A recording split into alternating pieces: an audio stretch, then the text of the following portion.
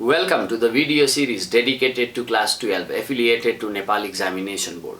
Today our concern remains the short story About Love by a Russian playwright and short story writer Anton Chekhov. As usual, we are initiating our journey with the introduction of the author. Chekhov lived from 29th January 1860 to 15th July 1904. In a letter to a friend and editor, Alexei Suvorin, Chekhov wrote, "Medicine is my lawful wife and literature is my mistress. When I get tired with the one, I spend the night with the other." Chekhov was not only a writer but also a medical doctor, and he practiced medicine until he was ordered to quit because of tuberculosis that he had, which killed him at the early age of 44. Chekhov started writing to afford his tuition fees and support the family. In those days, Chekhov used to write for an artistic literary weekly magazine named Fragments, published from 1881 to 1916. He used to write short, humorous sketches and vignettes of the contemporary Russian society. Chekhov is considered one of the greatest short story writers. He revolutionized the short story writing. Firstly, to paint or portray the life, Chekhov vividly captured the commonplace incidents, everyday ordinary occurrences. And secondly, Chekhov rejected the conventional plot structure with the elements like inciting incident, rising action, climax, falling action, resolution, and also the hero-villain tension. The conventional heroes used to be the men of valor, men above and the average, stronger and better than the ordinary man. They used to be the men stronger, wiser, and better than the ordinary people. But Chekhov's heroes are not these grand personalities above the average, superior than the ordinary man. Rather, unlike the conventional heroes, Chekhov's heroes are the ordinary people, the common man, the little man, men struggling and striving to satisfy their desires, dreams, and wishes. His heroes are seen living at the mercy of far greater and stronger forces for them to compete with. Furthermore, in Chekhov's stories, what we discover is, though Chekhov presents the issue, presents the problem through the events and incidents in his stories, he never comes with the clear-cut conclusion and a neat solution. That is left for the reader's contemplation. Moreover, his short stories can best be described with the phrase short and sweet. That is, keeping up with the content, Chekhov wrote stories short in length. His stories are short and to the point. Chekhov's stories are very compact, short but greater in intensity. Now, if we remove any of the element, may it be the simplest and the minutest element, if we remove any of the element from his story fails to function. In his story, we don't see any of the element without the function in the story. Every element introduced in the story definitely contributes to the whole of the story. There is a dramatic principle named Chekhov's gun. In concern to this principle, what Chekhov stated was, one must never place a loaded rifle on the stage if it isn't going to go off. It is wrong to make promises you don't mean to keep. By this statement, Chekhov means that every element in the story should have to be the necessary elements, relevant elements, Unnecessary, irrelevant elements should not be there in the story. Those elements which do not contribute to the whole of the story or which do not have the function in the story should not get any space in the story. That is, whatever element is introduced in the story needs to have the function in the story. For example, in our story, what we find is the weather is mentioned in the early part of the story, and this weather is rainy. In the later part of the story, this weather changes to sunny. Sky clears out and the sun comes out. So what we see here is this is the weather, and this weather definitely does have the function in his story. It does have the movement in his story. Not only it have the function, it is also letting us get into the psyche of the character, psyche of our narrator. Weather is telling us about the mental status of the character who is narrating. So here what we see is this weather definitely have a function in the story as it changes with the mood of the narrator. And at the same time, it is also contributing to the whole of the story as it is giving us the sense of the psyche of the narrator. In addition, Chekhov's stories are very successful to paint the picture of Russian society on the eve of revolution. He portrayed the upper class in pre-revolutionary Russia. In Russia, before the revolution, Tsar was in the regime. The society was discriminated into privileged and unprivileged class. The unprivileged class constituted of the lower strata of the society, the workers of the society, the industrial laborers, the common people, the ordinary people belonged to this category of unprivileged people, and this category is named proletariat, whereas the privileged category constituted of the rulers, the officers of the government. These proletariats started an uprising, revolution, the bloody revolution, and through this revolution they overtook the government. And before this, on the eve of the Russian Revolution, the empire of those privileged people, aristocratic people, was crumbling down. He portrays this status of aristocrats, upper class people in pre-revolutionary Russia, on the eve of Russian Revolution. This is all that we need to know about the author. Getting down to our story, what we find is our story about love is the last story of the trilogy referred as the Little Trilogy. This is a collection of 3 short stories. The first story is The Man in the Case, narrated by Burkin, who works in the gymnasium at school. He is a school teacher. The second story is Gooseberries, narrated by Ivan, a veterinary surgeon.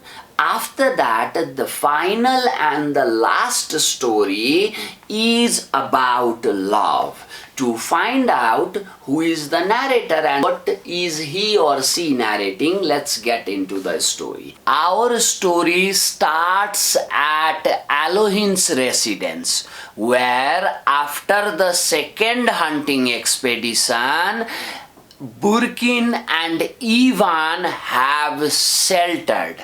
There, Alohin is having breakfast with 2 of his guests, Ivan and Burkin. While Alohin is having the breakfast, the cook Nicanor arrives there. This cook Nicanor arrives to ask what would guest like for the dinner.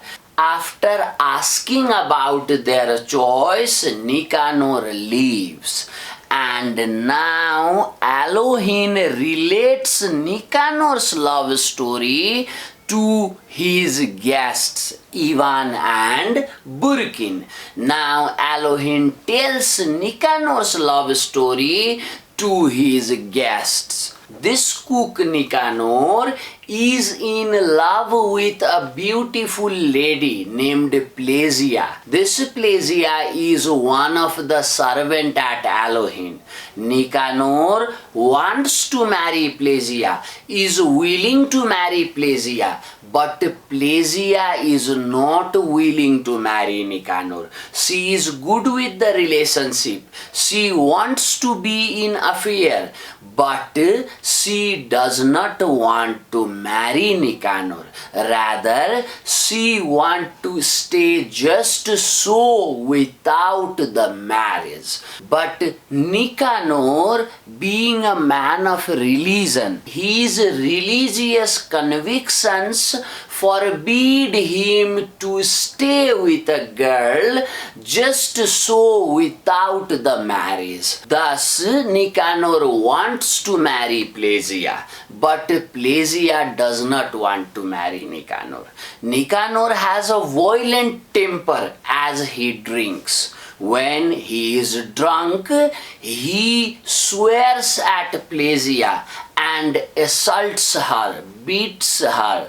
On discovering Nicanor drunk, Plasia would run upstairs, hide herself there, and sob there. On such occasions, Elohim and other servants have to stay to save this poor girl from the wrath. This is all the love story that Elohim relates about Nicanor. After telling the love story of Nicanor to his guests, Elohim's narration shifts to the topic of love itself.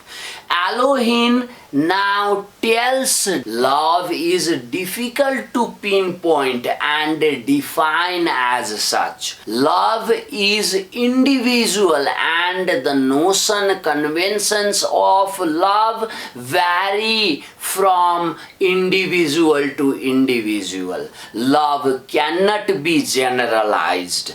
Thus, love is mysterious. After mentioning love to be mysterious and pointing out the difficulty to define love, now Elohim relates his guests to two of his own love experiences. What Elohim tells is, when Elohim was a student in Moscow, in his university days, he was in affair with a girl, and whenever Elohim approached this girl with sensual desires and took her in his arm, this girl, instead of participating in the sensual act of lovemaking, used to be contained with the materialistic thought. She used to think about the allowances that she was supposed to get at the end of the month, and also the prices of different commodities would be in her head. Here, what we see is this girl is concerned or in love with Elohim's purse. She is not concerned about Elohim's heart. Rather, she is concerned about Elohim's money and the materials that he could allow the girl. After relating to this story, Elohim now tells his guests about the second love experience. Now, what Elohim tells is Elohim had to return back to village after his father's demise to pay off the debts that his father had to educate Elohim. Elohim, being the educated man, was with the better opportunities for prosperity in town. But he decided to return back and work in the farm until he could pay off the debts. Elohim, working in the village farm, turned from a townsman into a countryman, into a villageman. Now, one day, Elohim was elected as the honorary justice of peace. To keep up with the appointment, Elohim had to visit town frequently. And in his visits to town, Elohim came in acquaintance with the assistant justice of circuit court named Luganovich. One day, these two worked on an arson case which exhausted their energy for 2 whole days. And at the end of the day, tired Luganovich invited Elohim to the dinner at his residence. Elohim accepted the invitation and set off to dine. At Luganovich's residence, Elohim met Anna, Luganovich's wife, for the first time. In the first sight, he lost his heart and was mesmerized by Anna's beauty. Elohim is infatuated towards Anna, and that night the couple enjoyed Elohim's company and Elohim enjoyed the couple's company. After that night, Elohim and Luganovich family came in close terms. Elohim became the frequent visitor to Luganovich's house. Elohim went there uninvited, and the family also was not bothered by his frequent comings. Rather, family enjoyed his arrival. Now, Anna and Elohim got into the personal terms.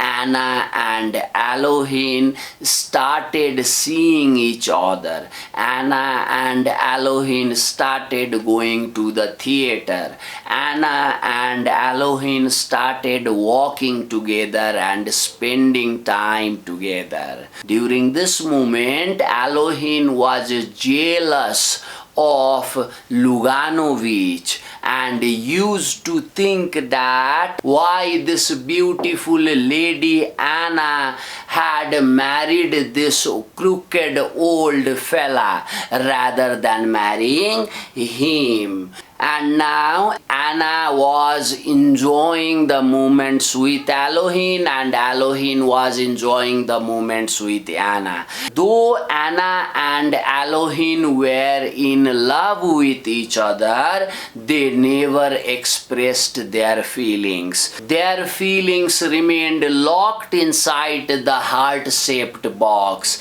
Elohim refrained from confessing, expressing his love to Anna because he thought of the family, 2 kids whose happiness would have been at jeopardy. Thinking about the family, kids and the society, Elohim refrained from confessing his love. So on, Anna also did not confess her love. Now the things were going smoothly. Elohim was enjoying Anna's company. Anna was enjoying Elohim's company. They were walking, talking together, going to the theater, and Elohim was in good terms with the family too. Suddenly, Anna showed the symptoms of mental breakdown,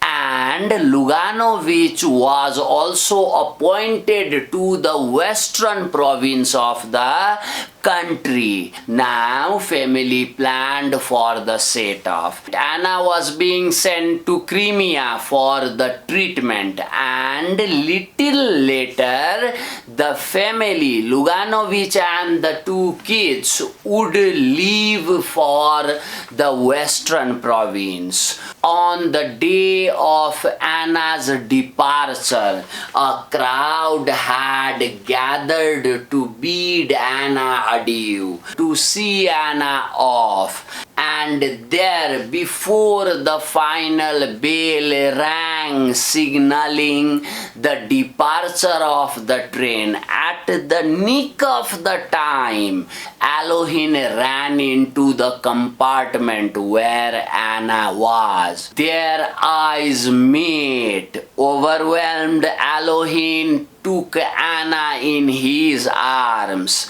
Anna pressed her face to Elohim's breast, and the tears rolled down from their eyes. They kissed, and Elohim expressed his love for the first and the last time. After that, Anna departed for Crimea, and Elohim and Anna were separated forever. Now, after relating this tragic love story, Elohim stops the narration, and two guests, Ivan and Burkin, contemplate on the story that Elohim has narrated. The weather also changes. The rain stops and the sun comes out. Here the story ends. This is all about the plot of the story. After the plot of the story, there are few things that we need to know. The first thing that we need to know is the framing technique or the frame story. What is this frame story? This frame story is a story within a story. Here, one story works as an envelope, and inside that we have several other different stories. One story works as a frame to other different stories. In a frame story, we always have more than one story. Let's try to understand it with reference to our story. Here in our story, we see one story. That is the story of Ivan, Burkin and Elohim, who after the hunting expedition have stayed at Elohim's residence, and there these people are narrating their stories, telling their stories. This is the one story that we know, and inside this story, from the narration made by the characters, from the story's character tells, from the dialogue of the character, we come to know the other story. So here the story of Ivan, Burkin and Elohim on the hunting expedition, staying at Elohim's residence and telling their stories to one another. This is the one story. And inside this story, from the narration of Elohim, we come to know the other stories. The story of Nicanor and Plasia, the story of Anna and Elohim. Our character comes, he sits and tells something to the other character. and through his dialogue we come to know the other story. This story, the coming of our character and telling the story, is the frame within which we see other different love stories. So here one story is framing the other stories. These stories of Anna and Alohin, Nicanor and Plasia are enveloped by the story of Ivan, Burkin and Alohin on the hunting expedition and telling their stories to each other. So this is what we call the frame story. Story within a story. Like the story of Anna, Alohin, Nicanor, Plasia is within the story of Ivan, Burkin and Alohin. Now what is the use of this narrative technique? This narrative technique helps us better understand the psyche of the character. For example, what we see is in the frame story, the earlier first story about Alohin, Burkin and Ivan, there is the mention of the weather. Now this weather, before Alohin narrates Anna's story, is rainy. Everything is drenched in rain. The sky is covered with clouds. Now this is the mental condition that our Alohin is in. He is heavy, he is nostalgic, he is missing someone, and the memory of Anna is overwhelming him. It is the rain and Alohin is the tree who is drenched.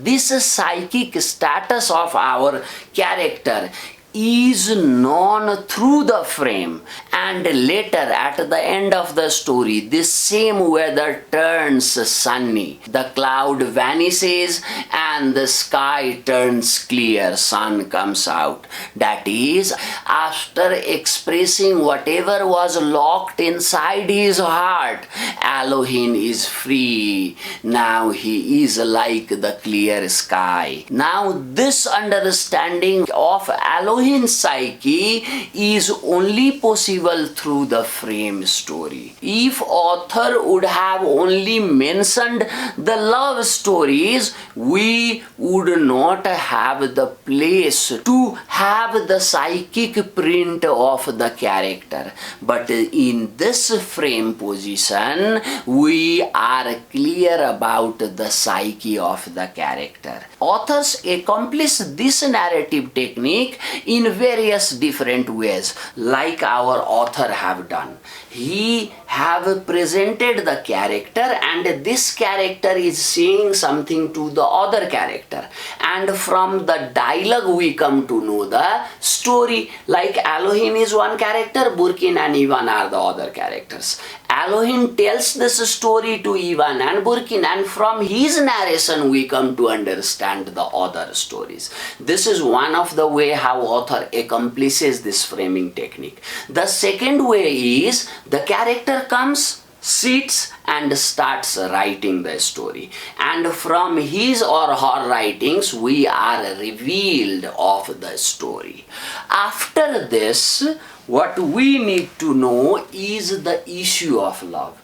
Now in the earlier segment what we stated is our author never presents the clear-cut conclusion or the neat solution. Though he raises the issue, presents the problem, he never provides the conclusion. Now this is left for the reader's contemplation.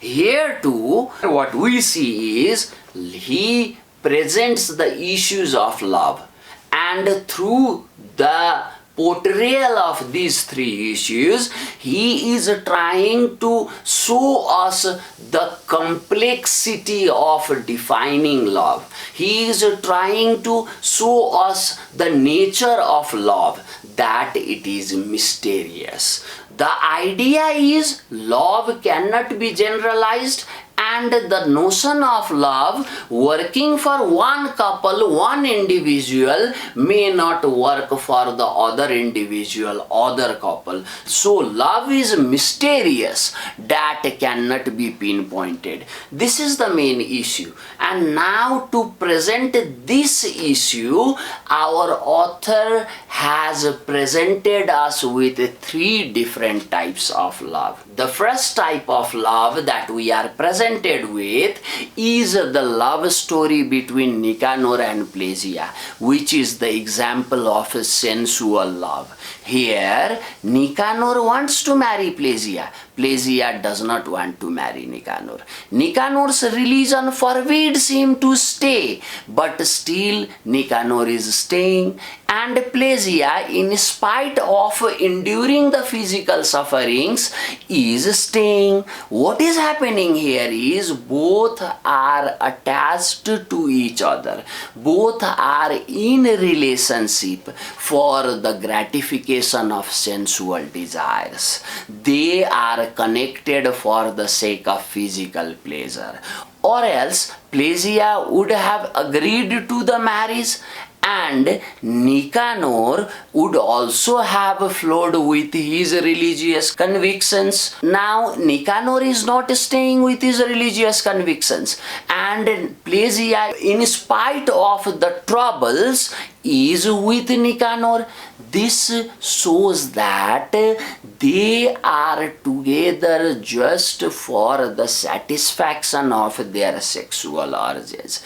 Beside that, they don't have any other reason to be connected. Here, love cannot go beyond the physical boundary. Love is bonded to the sensual gratification. With the erectile dysfunction and old age, this type of love is sure to fade away. This type of love is sure to die out. Neither Nicanor is thinking about Plagia nor Plagia is thinking about Nicanor. What we see here is their own satisfaction of the body is at the utmost. The love here is defined in reference to passion. This type of love is the sensual love, and this love bases itself on the sensual desires. So, first condition of love that works for some couple is the condition of sensual satisfaction. Here, until and unless the desires of the body is being fulfilled, the couple will remain in relation, and once the physical needs stop to satisfy, the love will die down. With the first case of the love between Nicanor and Plagia, we are presented with one type of love, that is the sensual love. After the sensual love between Nicanor and Plagia comes the love with the university girl. In the second love, we see the girl cold while Elohim is hot. This girl is connected with Elohim, but she is not connected prioritizing or based on the emotional attachment. This girl is not in love with Elohim, rather she is in love with his purse. This love starts from the profit, and with the loss this love will end. This love does not survive the financial crisis. This love is limited to the material gains. She is overwhelmed with the materialistic thought. She is not participating in the act of love making. Rather, she is making love so that she would have the materialistic benefit in the future. So here the premises of love is limited within in the circumference of monetary materialistic gains. Love here is also a selfish love, where the love survives with the survival of prosperity. With the richness declining, the intensity of love too declines here. Here, the love is defined with reference to the materialistic benefit. So this love is the materialistic love, which establishes itself on the grounds of monetary and materialistic gain. Here too, the love is for the satisfaction of the self. So in these two types of love, we see the selfish satisfaction of the desires. In both the loves between Nicanor and Plagia and Alohin and the university girl, we see the satisfaction of the self at utmost. In both of these cases, love is like a vampire. The people in love are selfish like vampires. They are sucking from the partner. In case of Nicanor and Plagia, both are taking the physical pleasure from each other. In case of Alohin and the university girl, we see girl is taking money out of Alohin. So here they are like the vampire. This love is the selfish love. Here the satisfaction of the self is important. Here the couple in relationship do not bother to care about the other. Here the concern is the self and the satisfaction of the self. It is either the satisfaction of the physical desires or the satisfaction of the material desires. So these two loves are the selfish love, where the person loved is not of the concern, rather the satisfaction of one's desire is at utmost.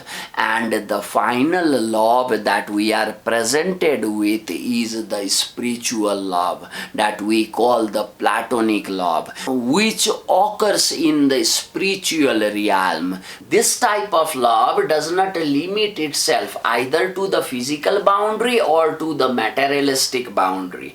This type of love is beyond the premises of material and physical desires.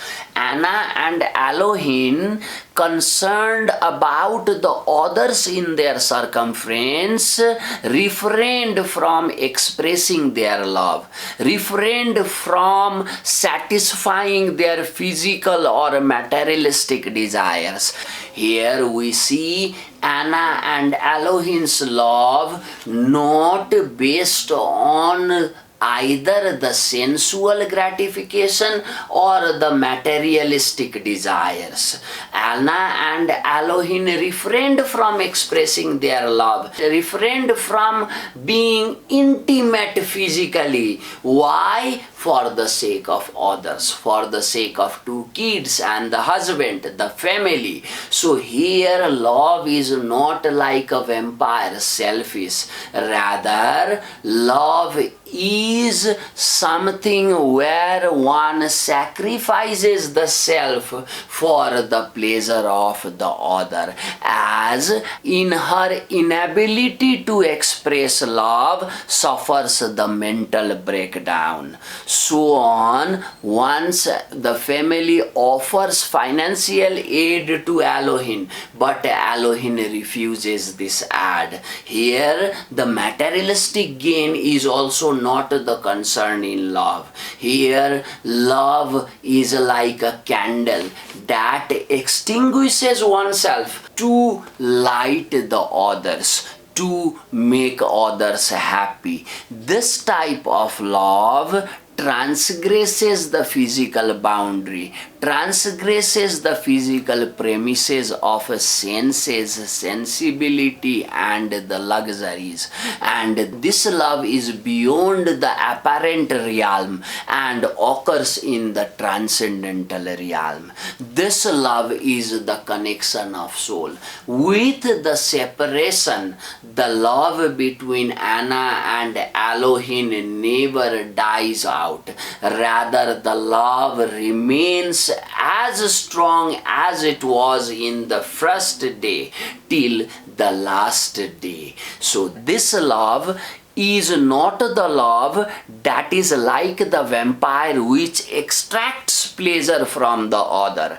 So now this is a type of love where the satisfaction of the commune is at utmost, not the satisfaction of the self, like in the two loves that we saw. This type of love which is neither based on the sensual desires nor the monetary or materialistic gain is the spiritual love. From these three different issues of love, our author is saying us that love cannot be defined as such. It is difficult to pinpoint and it cannot be generalized. We see the notion of love varying from couple to couple. Nicanor and Plasia have one idea for love. University girl and Elohim have one idea for love. Again, Elohim and Anna have another idea for love. So with the couples, the idea of love varies. With the individuals, the idea of love varies. Not only with the varying individuals, the idea of love varies. The idea of love also varies in a single individual at two different moments of time, at two different mental conditions. Now Elohim is the same person who experienced two different types of love, for whom the definition of love was something when he was in the university at the town, and after returning back to village, the notion of love changed, for the idea of love changed for the same person. So the love with this fluctuating nature and fluidity cannot be pinpointed as such and always remains the mystery. One idea of love may work for one couple, but this same idea may not work for other couples. And so author is actually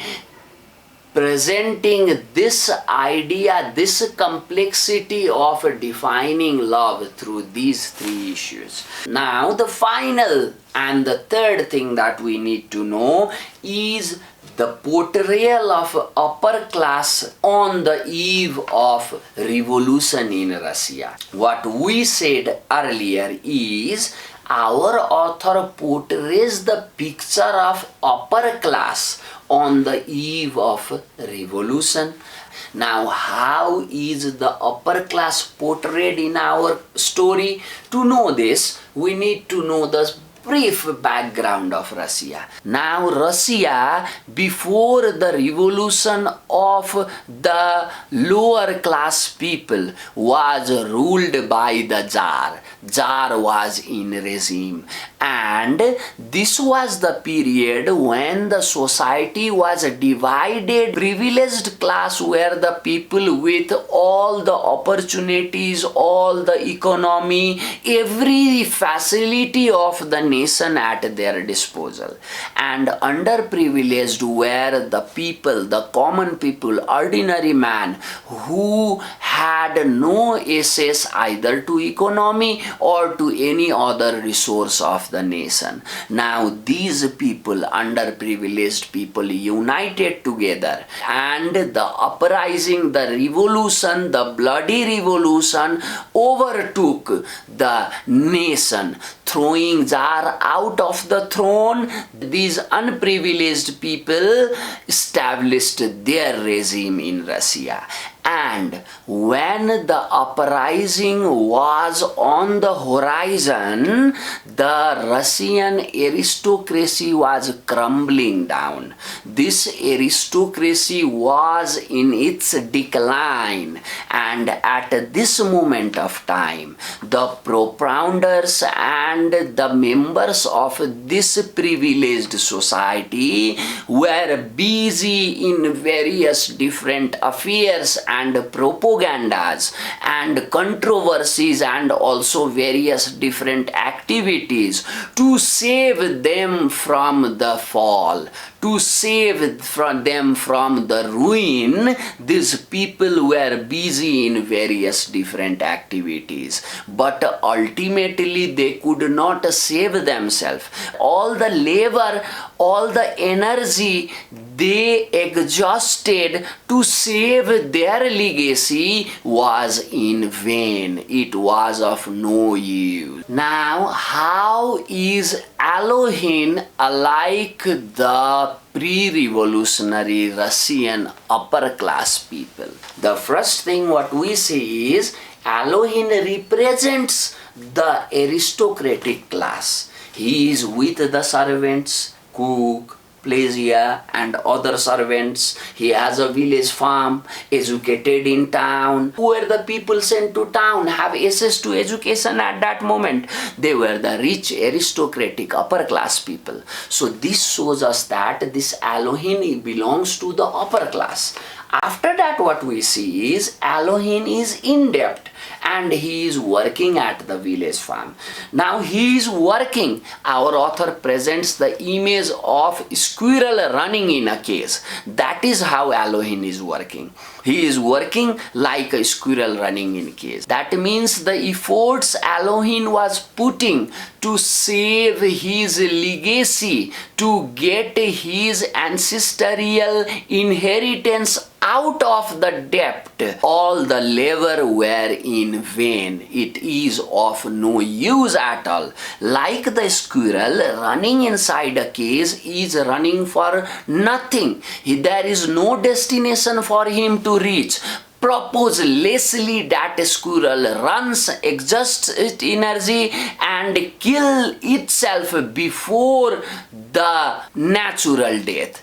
In the same way, the things that aristocratic class did to save them was also the reason for their ruin. In the same way, this Alohin, rather than wisely working in the town and paying off the debts, has returned back to village, is working day and night, working like a dog very hard, but still penniless. He is not able to save his inheritance like the aristocrats of the time, who were doing varieties of activities to save their legacy but were unable to save their legacy. So this is how Alohin represents the fading aristocratic upper class of the Russia on the eve of proletariat revolution. Now this is all that we need to know about the story. Thank you.